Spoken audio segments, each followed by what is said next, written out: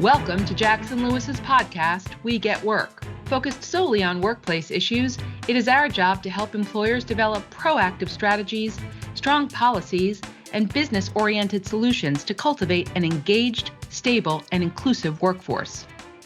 Our podcast identifies issues that influence and impact the workplace and its continuing evolution, and helps answer the question on every employer's mind: how will my business be impacted?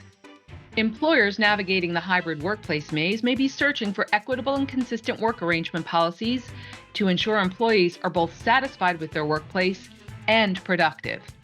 On this episode of We Get Work, we identify challenges of flexible work that require intentionality, including setting fair and transparent policies, and facing up to fundamental leadership imperatives to ensure good communication and foster connection across a hybrid workforce. Our hosts today are Felice Eckelman and Julie Cantor, co-authors of Thrive with a Hybrid Workplace, which dives into how organizations and leaders anchor the approach to hybrid work. Felice is a principal in the New York City office of Jackson Lewis and a former member of the firm's board of directors. A trusted advisor, Felice works with businesses to develop policies and train and support leaders.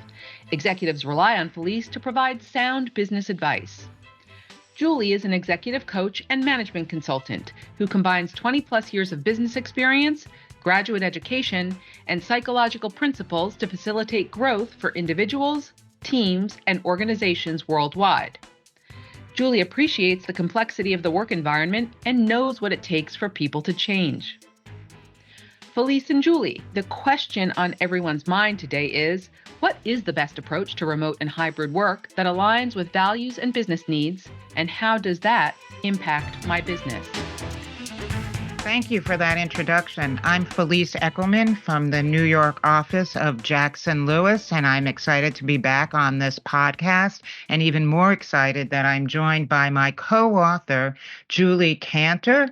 Julie and I wrote a book called Thrive with a Hybrid Workplace, Step-by-Step Guidance from the Experts. And Julie, if you could say hello to everyone. Hello, Felice. It's great to be here on this forum for the Jackson Lewis podcast. Yeah, it's great joining you as an employment attorney and me as a business psychologist with a consulting firm helping leaders lead. And we've seen leaders coming to you and to me during this time of hybrid on lots of different ways. Just a note about how our book was born. Felice and I have known each other for decades, and during the lockdown, we started talking about the kinds of things our clients were reaching out to us. And Felice said something very poignant to me, and she said, I've spent my career helping clients minimize risk. And I said, I spent my career helping clients grow. And as we say, that is really where the book is born. We wrote this as a step-by-step guidance to help leaders, organizations, figure out how to deal with this thing called hybrid. Felice, you want to start off and sort of talk about some of the really essential pieces, which is the policy? Yes, and I think that's a good place to start. And most of our listeners are probably working with organizations that are not on their first policy regarding hybrid work, but might be on their second or third iteration.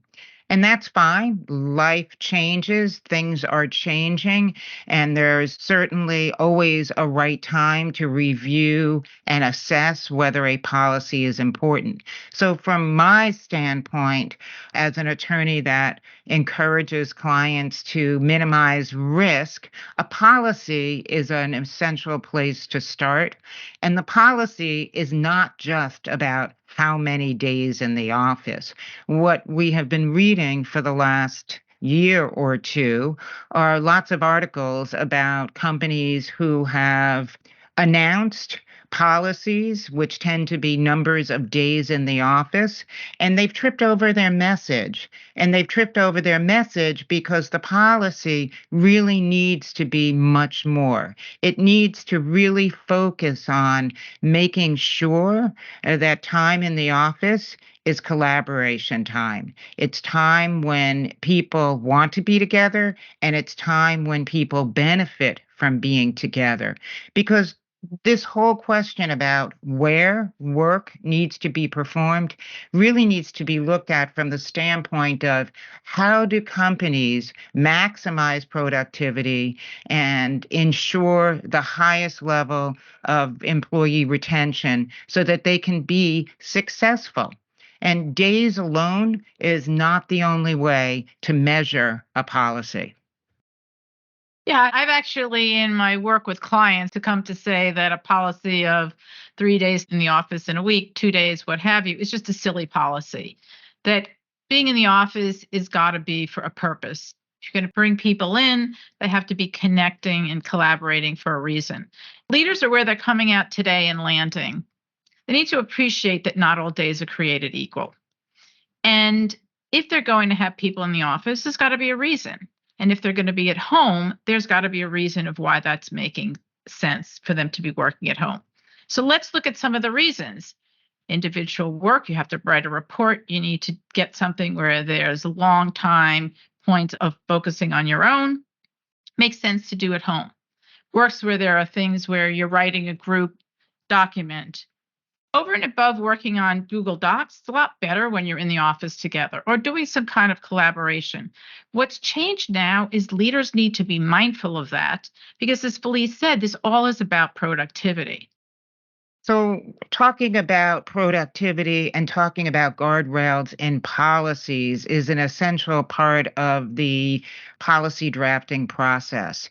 And so, best practices obviously have to be modeled by leaders, but employers should think about who can perform work in the office, why the work needs to be in the office, and who can perform work remotely, and why that work is best suited to remote work.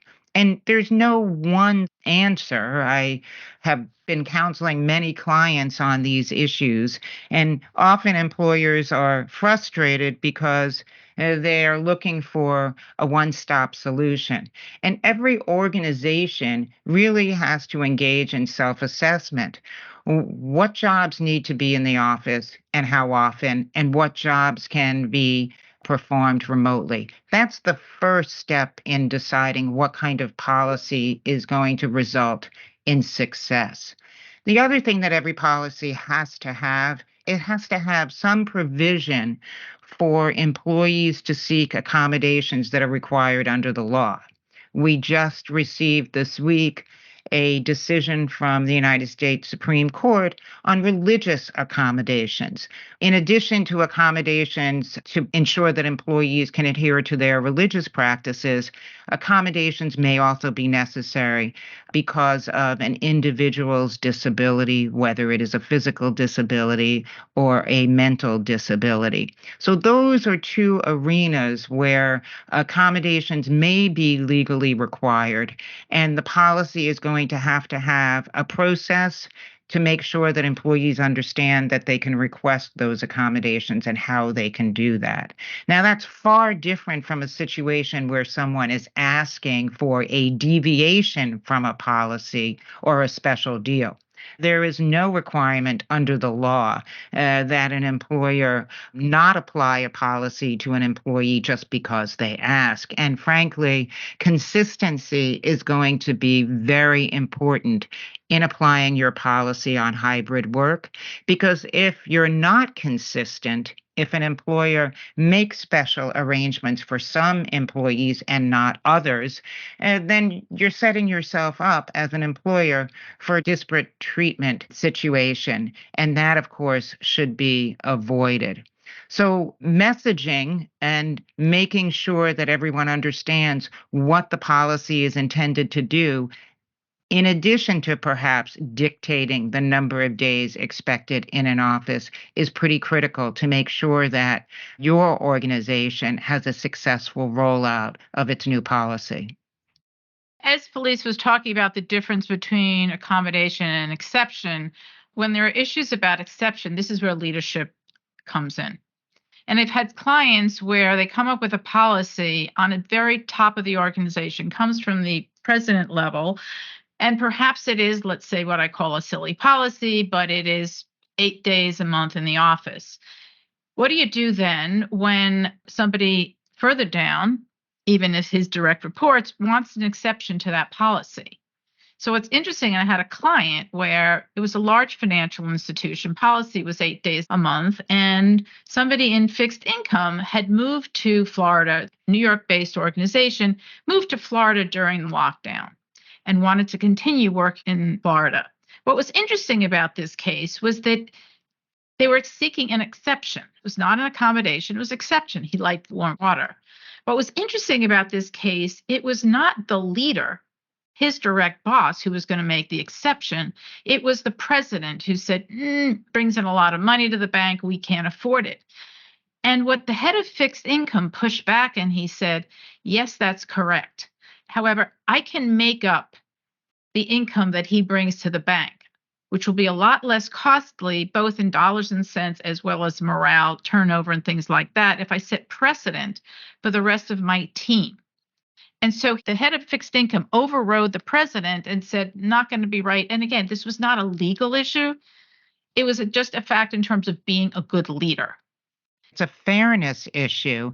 And I think a lot of employers are having a hard time wrapping their arms around trying to be fair, trying to ensure that employees buy into the program, whatever that program is, and not lose talent.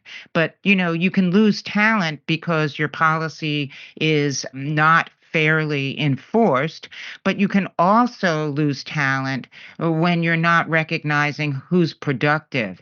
And I know you're seeing this, Julie. There's a real gap in leaders' ability to determine which of the employees are actually working when they're remote and which employees are working when they're in the office and which employees are just not working at all, because there's a real concern about productivity and how do you measure productivity when you don't have the advantage of seeing people in the office all the time. Well, I think this also ties back to, Felice, something you've said for a while, which is, putting butts in seats isn't a way to measure productivity. We used to be able to do that when 5 days a week, people were in the office 5 days a week.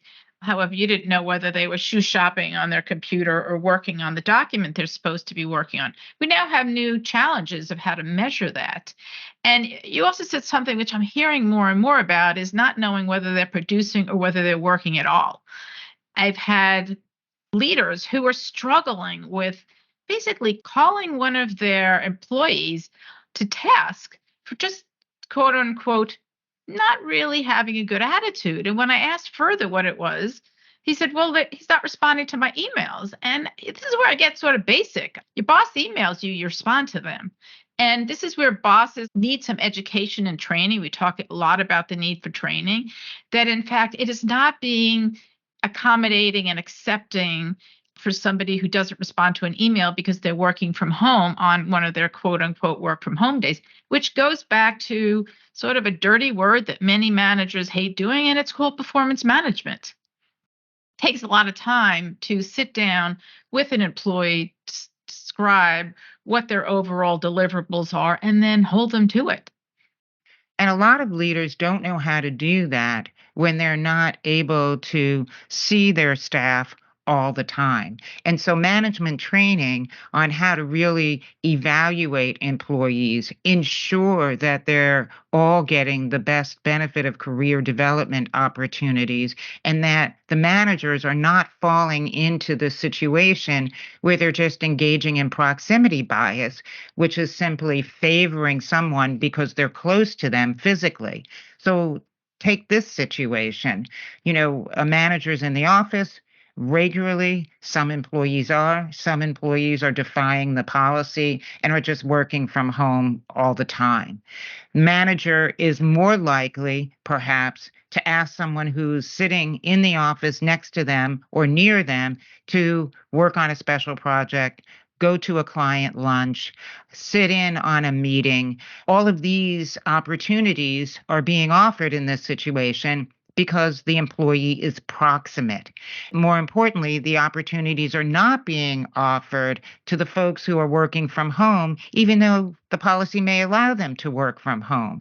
So over time, that kind of a situation will disserve the folks who are working remotely or working on a hybrid schedule and disparately favoring folks who are working in the office. And long term, that is not a good outcome. So, one of the things we're urging our clients to do is to take a look at that training, manager training, and make sure managers understand how to be a leader in a hybrid environment because it's not something they know how to do. This is all new.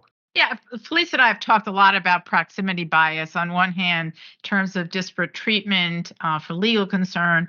And I will also talk to you about the reality. The reality is, if I work with Felice and if I just graduated from law school and she's got an interesting client on a call, she's going to walk down the hall and call me to sit in on that conversation. We were doing a fireside chat recently at a large media company, and somebody got to interview us. And who got to, interview us? But the CMO, the chief marketing officer, is one of her direct reports because she walked down the hall and she saw him and she said, Robert, would you like to introduce Felice and Julie? They are coming to talk about their new boss. And so it's just a reality that we're facing. And one of the challenges that, I've been called into organizations to help leaders in one of two ways. One is to help them learn the manager's way in terms of how to deal with employees who are not coming into the office and connect the dots for them. What do I mean by connecting the dots for them? Helping them realize that if you want your career to progress, it's not going to happen sitting at your home with your camera off. So people literally and figuratively don't know who you are. And so what are the things to talk with employees to get them into the office so they understand? It's changing the conversation. It's not how many days you're in the office. It is, what is the purpose of coming into the office? The other thing that we're getting called into is when organizations want to use us, honestly, to deliver the message. We can come in as the neutral experts and share people about the processes and how being in the office and how it will impact their careers and development. But managing people was hard before hybrid. It is now a whole lot harder. And hybrid is not just a term to describe people who are working in the office some days and working from home other days. It's the whole range of where work is performed. So more and more, we're finding that there are employers with truly distributed teams, folks who are remote all the time, folks who are hybrid, and then people who do come to the office on a regular basis. And juggling all that is not easy for most leaders. It's not something that's going to come easily, and employers have to think about training and make sure that the employees who are designated as remote for whatever reason don't get shut out of opportunity, because there are a lot of reasons why people choose to work remotely. Many people who choose to work remotely are caregivers, and we don't want to disadvantage caregivers who are typically women from opportunities in the workplace. And so all of these issues have to really be thought out and addressed as policies are being reviewed, reevaluated, and as they are rolled out, so that the organization can attract and retain talent and ensure that there's a pipeline of talent and ensure that supervisors are overseeing their teams in a fair and unbiased way. Julie, I know one of the things that you like to focus on in your training and consulting is communication. And, having to lead folks who work in different places at different times really puts a lot of pressure on organizations to hone communication skills and protocols. What kinds of situations have you addressed with your clients in terms of needing to amplify and improve communications? Well, there are many ways that communication breaks down. I call them communication breakdown points, which I talk about in the book. For starters, there are so many different mediums that we could be communicating again. Right now, we're all connecting on a verbal way through this podcast. If we were live, you'd be able to see Felice and my, our animations and whatnot. Felice and I could be gaining contact. We'd be having eye contact with the audience, which just increases the connection and what gets through. So we now have people working in different places and at different time zones. And what I'm finding is one of the reasons communication is breaking down there's a disconnect between what mediums. Is everybody on Slack? Are some people on Slack and some people are on email? Are some people sending personal IMs? Or some people using, I know this is strange, there's this thing called a telephone where you can pick up and speak to somebody directly as opposed to just scheduling a conference call. And there's this mishmash and people are feeling with this information overload. So one of the things I've talked with clients about, for example, is coming up with what I call a team charter. Sit down with the team and make some decisions about what are the kinds of things we need to communicate about and what is the best medium. In general, younger folks prefer Slack. In general, older folks prefer email. That's okay. Having a conversation about which of the Slack channels, because the other thing I hear is Slack channels just get off the charts and people are spending their whole workday monitoring Slack channels. Have a conversation, look at what the Slack channels are. Same thing, look at the meetings. I have not met one person who does not complain about being in too many meetings. Again, in the book, I have a pretty detailed way to do what I'm calling a meeting inventory. I promise you, if you take it, you will gain at least 1 to 2 hours, if not more, in your week. But have a conversation of these are the kinds of things we're going to shoot an email about. Maybe it's things that need to get documented. Maybe there are things that are lengthy. Although I would caution if things are lengthy with multiple people, that should be a meeting, not an email discussion. What are the things you're going to use Slack for? What are the things that you're going to send a text for? And it could be either subject matter based or it could be time response. It may be that the manager is going to say, if you really, really need me, you can send me a personal text. Use that sparingly. And around the team, if these are responses that need to be done in the next hour, then use a Slack. If this is something that's 24 hours, make it an email. Again, the formula can be different. It's just having the team come together and align on these things.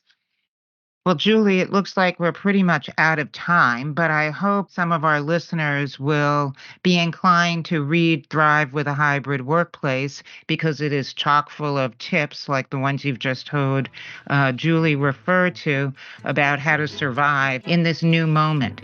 So thank you for listening, and we look forward to speaking again in future podcasts. As always, great having this conversation with you, and thank you all for listening. Thank you for joining us on We Get Work. Please tune into our next program where we will continue to tell you not only what's legal, but what is effective. We Get Work is available to stream and subscribe on Apple Podcasts, Google Podcasts, Libsyn, Pandora, SoundCloud, Spotify, Stitcher, and YouTube. For more information on today's topic, our presenters, and other Jackson Lewis resources, visit jacksonlewis.com. As a reminder, this material is provided for informational purposes only. It is not intended to constitute legal advice, nor does it create a client-lawyer relationship between Jackson Lewis and any recipient.